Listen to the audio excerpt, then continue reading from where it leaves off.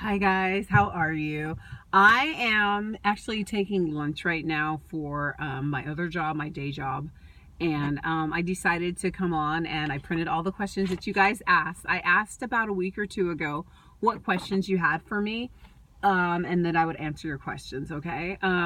First of all, I've never said my name. My name is Nidia, so AKA the Bohemian Traveler. So I'm going to go ahead and answer your questions. And I don't know if this is a question, but yes, I do have another job. But to be fair, I'm only working 2 days a week at my other job. I teach respiratory at my other job, and it's 2 days a week, and I love it. And I love the airlines as well. This job more is my bread and butter, how I actually make money to pay the bills. And then my other job is my fun job and my travel job and everything else. Okay, so let me go ahead and answer these questions. Okay. So Frank asks, my son is a ramp agent for Piedmont Airlines. Fortunately, we are his parents and we have flight benefits. He's retired. And he asked me if I would ever move out of states with an international airline. Probably not. I love California. I love everything about California. I know California is super expensive, but I still love it. And it's my state, born and raised. And also my family's here. So my parents and my husband's parents and everyone's here. And we've pretty much laid down roots. I love traveling to different places though. And so I feel like I have the best of both worlds. California is home, but I still can go and explore other international destinations. So that is my answer for that. And that's a great question. Realby asks, does your company have a union? Yes, it does. It has a union. I think we had to work there 6 months before we could actually be part of the union, but yes. Have you done any day trips or overnight trips with your flight benefits? I'm looking for suggestions of places I could go and do things just for the day or overnight. Yes, I have. I always use it. I only work for the airlines. I love working for the airlines, but the main reason I work for the airlines is because I do get flight benefits. And I think for a day trip or just an overnight trip, I think it's going to depend on where you live.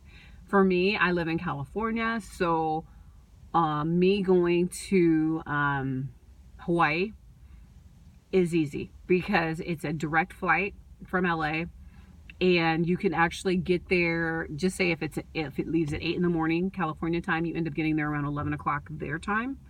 And we have a flight that's almost 11 p.m. So we've done it where we've actually flown and chilled in Hawaii for 12 hours, didn't have the money for the hotel or anything, ate, chilled on the beach, hiked, all that kind of stuff. And then instead of spending money for a hotel, we would that night we would just take that 10:50 flight, sleep on the way home, sleep on the plane, and then get into LA about 5 a.m. So yes, so it's going to depend on where you live. And I feel like I couldn't do like the East Coast or something like that for a day or so, just because I've done it for 2 days but not a day, just because when you go East Coast you lose time. So we're 3 hours earlier than them, so even if we leave and it takes 6 hours to get there, it's really like 9 hours to get there time wise, because you're losing 3 hours. So it's just depends. So I think anything local for you would be a good day trip.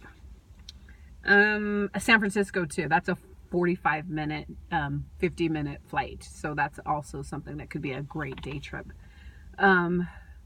What advice would you give a new ramp agent that they don't share during training? How long do you have to work before transferring to another state? I think it depends on your airline. Sometimes it's 6 months, sometimes it's a year before you have to transfer or have the opportunity to transfer to another state. I think my airline, it's either 6 months or a year. I'm not exactly sure, but definitely you have to be done with probation. Advice is just to make sure that you listen to your body. I don't think my airline recommends it or any other airlines, but I would wear one of those back things where it would like protect your back, those Velcro things, and I would wrap it, and I never had any back problems. We also took a class that talked about stretching and how to ergonomically pick up heavy loads and how to push it and all these different things and what to do and what not to do. So make sure, my advice is just to make sure that you're hydrated as well, and that you and that you protect yourself. I know that I never wear gloves, and I know I should. Different things like that just to protect yourself. Also, always wear ear protection because you don't want to hurt your hearing. And just pay attention to your surroundings so that you're not hurt, and don't rush, because when you rush, you make mistakes. And just be very careful. Carla asks, what discounts do you get for hotels and car rentals? Okay, so we do have an interline, and we also have something through our travel benefits, and you can go on, and supposedly it's you get cheaper rates. I've had it where I've gotten 50% less for like the Radisson and different things like that. Most of the time though, honestly, I don't get my hotels until I arrive there, or my car rental or anything. Once I arrive at my destination, like right when that plane hits the ground, I go on Expedia or Travelocity or all of those things, Priceline, and I just get it there. It's just so much easier for me, and it's just as cheap. But yeah, we do get discounts. I just don't use them as much as I probably should.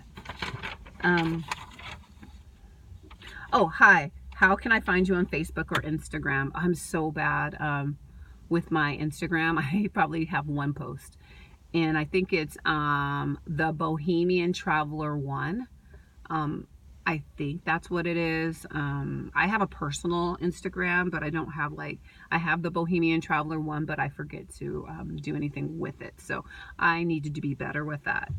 How can I apply for a cabin cleaner for your airline? I'm not sure. I think that you would just go if they have cabin cleaners. I don't know if they're going to be contracted out or not, or if like our little station does the little cleaning at night just for the 2 planes, because I'm from a small station. But just go to the website and see if they are hiring in your area. Okay. Jonathan Guswell asks, if I were to go, if you go part-time in the company, can you pick up as if you're going full-time? Yes, 100%. At my station and other stations, what you do is you put up your shifts. And a lot of people, they just do it for the flight benefits. So they give up all their shifts. We have to actually work 50% of our shifts. So for me, I have to work 7.5 hours a week, but I do put up all my shifts. And if anyone wants to pick them up, they can. I know a lot of people that can work 12 to 15 hours days. It's going to depend on your company, and it's also going to depend on your state of what's allowed and what's not allowed. But if you are a part-timer and you want to pick up hours, you should not have any problems picking up as many hours as you want. Hi, if a person gets denied, how long should they wait before they apply again? I would, as soon as they open up the opportunity to apply again, I would do it. I don't know if there's a 3-month waiting period, a 6-month, or whatever it is. I would keep applying and applying and applying as long as I was able, because we all get denied, and we try, and just don't give up and don't feel bad. There's just so many people that go for the job that sometimes maybe they don't get to you, but keep trying. Okay. Good question. 2 questions. This is from Ramoy. How do you lift bags when you're in the bin so you don't hurt your back? Second, since I'll be starting as a ramp agent, my knees have been cracking, and sometimes when I stand, they crack. Any advice on fixing it? I recently put a sponge inside my knee pads. The crackling went down. Can you give me advice? Oh, and love your videos. Thank you so much. Wow. Make sure you do your stretches. Make sure that if something's super heavy, like 90 pounds, get help. For me, I was able to kind of gauge how heavy the bags were by and knowing how much force I need to pick up the bags.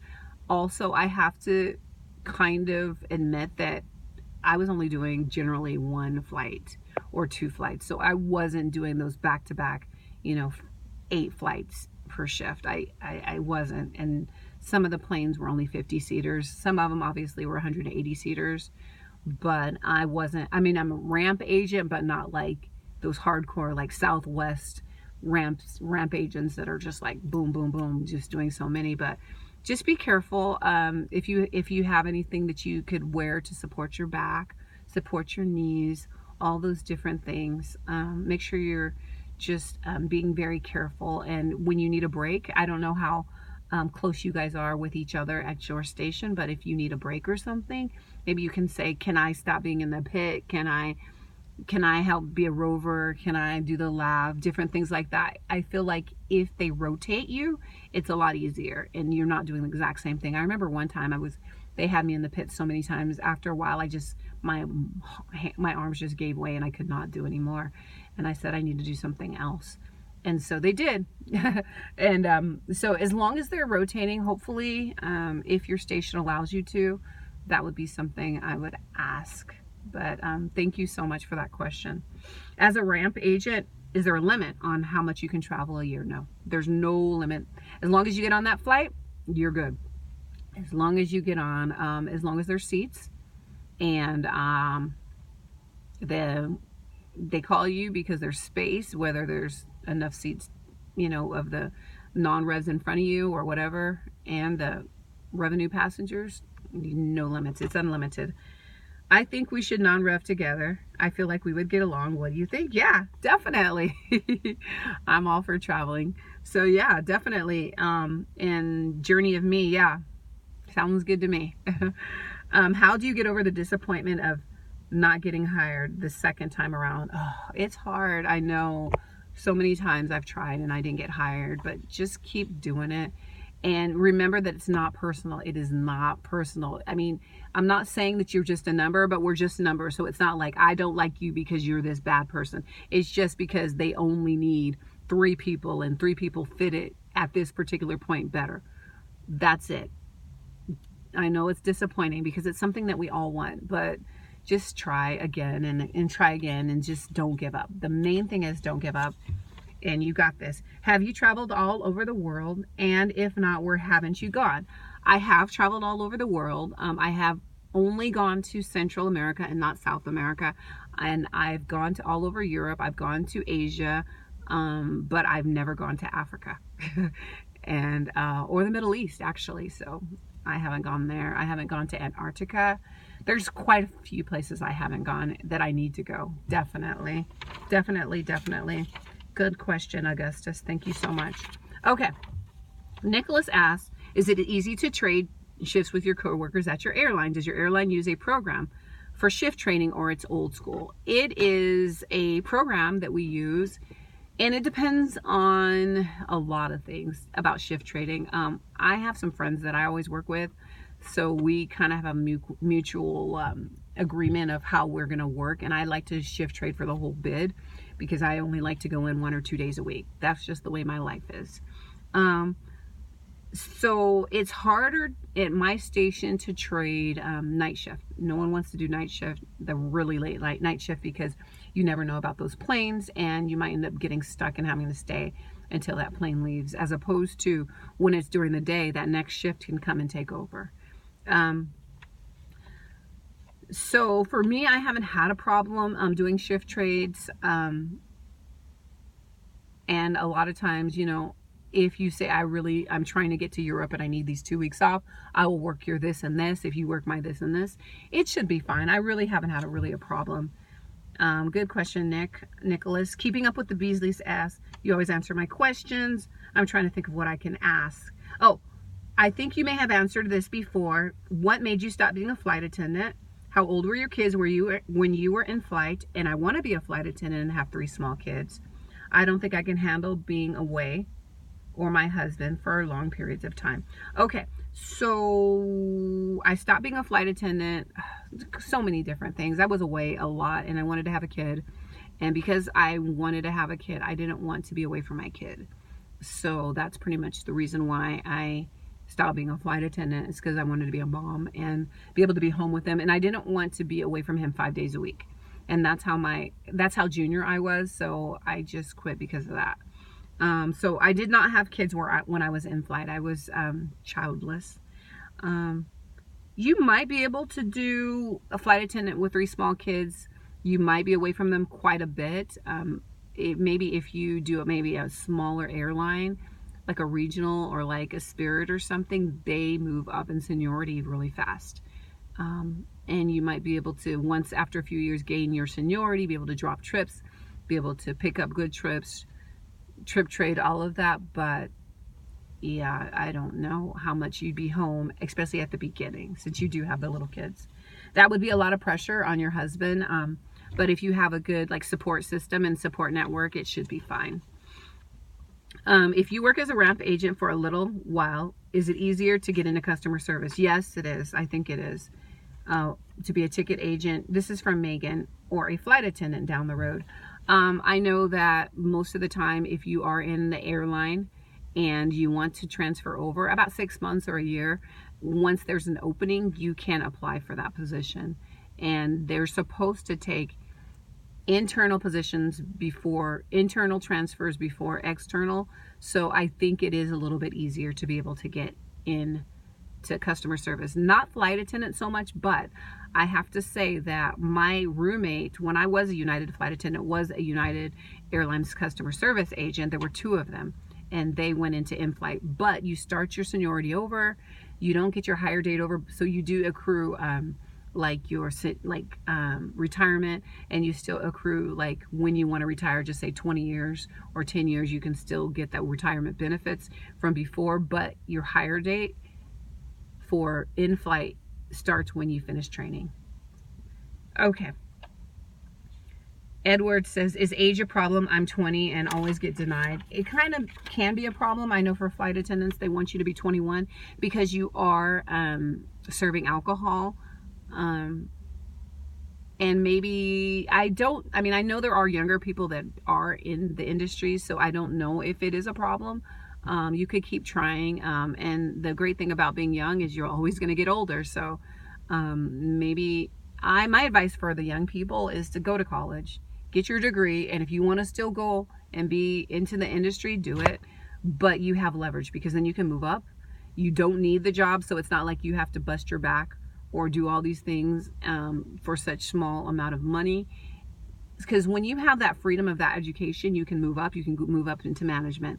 You can leave if you want. You don't have to feel stuck. So while you're young, if you can get a degree, if you can get a skill and then go into the industry, that's my advice. But I'm a mom, so that's just my advice. But you can still try and continue to try. Eventually they'll hire you. Is it easy to transfer, or do you have to apply over again? No, you don't have to apply. You just transfer. When there's an opening in the station that you want to go to and you have the required 6 months or a year or whatever you need to transfer, then you can just transfer. And that was from S. Seward, Clan Army of Allah. What other careers are available in your field? And what is the yearly pay? Currently, I'm waiting for jobs to respond in the field, trying to get into inspection. But I just graduated. I feel like maybe I'm going to be stuck home, jobless for 6 months. Oh, poor guy. Okay, so there's lots of careers in this field. The pay is going to depend on the airline, the station, and the job. You can go into management. You can do reservations. You can do customer service, in-flight pilot. Obviously you have to go to pilot school. Ramp agent, you can do operations, you can do work for the credit union, customer service, like the ones that online. There's different aspects. You can be an in-flight, if you were a flight attendant, you can be a manager. There's just different jobs if you work for the airline that you want to do to be able to get flight benefits. But you graduated, so you probably can get something that's not just from people like us that come straight off the street. But a lot of times they do like to hire, if they're going to hire and promote someone, a lot of times they do like to promote from within. So good luck with that.